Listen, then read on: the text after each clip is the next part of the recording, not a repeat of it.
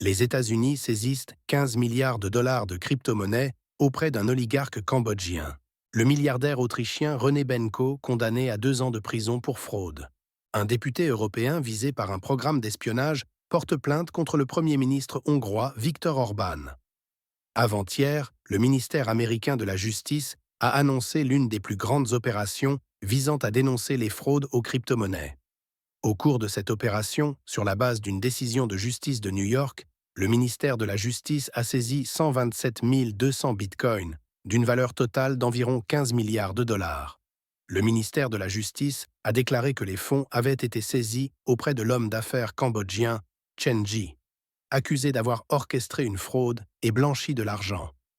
Chen Ji posséderait la double nationalité cambodgienne et britannique.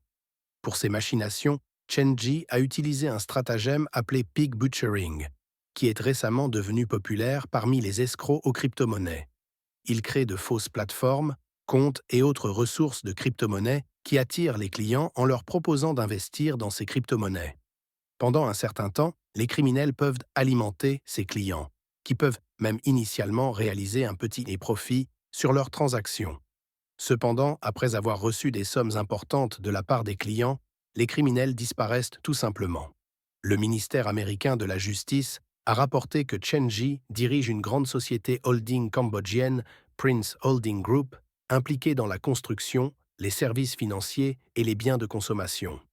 Les autorités américaines ont souligné que l'homme d'affaires avait utilisé une partie des capacités de l'entreprise pour ses opérations illégales, principalement la division des jeux, ainsi que des employés qui étaient obligés de passer des appels téléphoniques en masse et d'envoyer des courriers indésirables afin d'attirer les clients vers des stratagèmes de fraude liés à la crypto-monnaie. Le 15 octobre, un tribunal d'Innsbruck a condamné le milliardaire et fondateur de la société holding immobilière en faillite Signia, René Benko, à 2 ans de prison pour fraude financière. Le tribunal a conclu que René Benko avait escroqué ses investisseurs de 300 000 euros. Il avait transféré ce montant sur des comptes privés avant que son entreprise ne fasse faillite, essayant de cacher l'argent aux créanciers, écrit l'agence Reuters. Il s'agit de la première condamnation dans l'enquête sur le milliardaire, qui comprend 14 cas de fraude financière et d'abus de confiance. René Benko était propriétaire de Signia, la plus grande société holding immobilière d'Autriche. En novembre 2023, la société holding a déposé son bilan. Les créanciers ont intenté une action en justice contre Signia pour ce qu'ils considèrent comme des transactions illégales avant de déposer le bilan. À cette époque, les dettes de Signia s'élevaient à 13 milliards d'euros et environ 120 banques étaient considérées comme ses créanciers. René Benko a été arrêté à Innsbruck en janvier de cette année. L'eurodéputée de l'opposition hongroise Klára Dobrev, de la coalition démocratique, a déposé une plainte pénale contre le Premier ministre Viktor Orban et plusieurs hauts fonctionnaires, les accusant d'avoir utilisé des logiciels espions contre elle, rapporte Politico. La plainte déposée auprès du procureur général hongrois allègue que le gouvernement de Viktor Orban a utilisé le logiciel espion Pegasus pendant la campagne électorale de 2022, violant ainsi sa vie privée et ses droits politiques. Cela fait partie d'un plan plus large dans lequel Viktor Orban est accusé de surveiller les activités des critiques, des journalistes et des figures de l'opposition. L'attaque d'espionnage visant Klára Dobrev a été révélée dans un rapport de 2023 du Citizen Lab de Toronto qui a trouvé des traces de Pegasus sur son téléphone. L'infection par le logiciel malveillant a eu lieu en mars 2022, alors qu'elle était la principale opposante d'Orban au Parlement européen.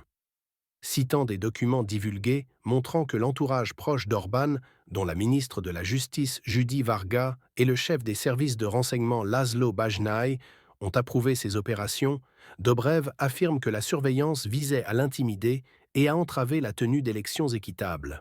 La plainte vise à enquêter sur des abus de pouvoir et la collecte illégale de données. Cette action en justice intervient alors que la pression sur la Hongrie s'intensifie de la part de l'UE, qui a gelé des milliards d'euros pour des violations de la loi, notamment l'utilisation de logiciels espions. Le Parlement européen réclame des sanctions contre le gouvernement de Viktor Orban, et l'action de Dobrev est perçue comme un défi audacieux à l'autoritarisme de Budapest. Le gouvernement hongrois nie ces allégations, les qualifiant de fabrication politique, Mais la plainte a reçu le soutien des législateurs européens, soulignant les tensions entre Bruxelles et Budapest. La plainte de Dobrev pourrait renforcer encore l'emprise sur Viktor Orban, ce qui pourrait déclencher des poursuites judiciaires devant les tribunaux de l'Union européenne ou des restrictions financières supplémentaires. Elle souligne l'ampleur mondiale du scandale d'espionnage, avec des plaintes similaires émanant de journalistes et de militants d'autres pays. Le procureur a 30 jours pour décider de l'issue de l'enquête, mais compte tenu de la situation en Hongrie, les critiques ont mis en doute l'impartialité du processus. Le logiciel espion Pegasus est un produit de la société israélienne NSO Group. Le programme lui-même n'est pas vendu, mais loué à des gouvernements sous licence spéciale.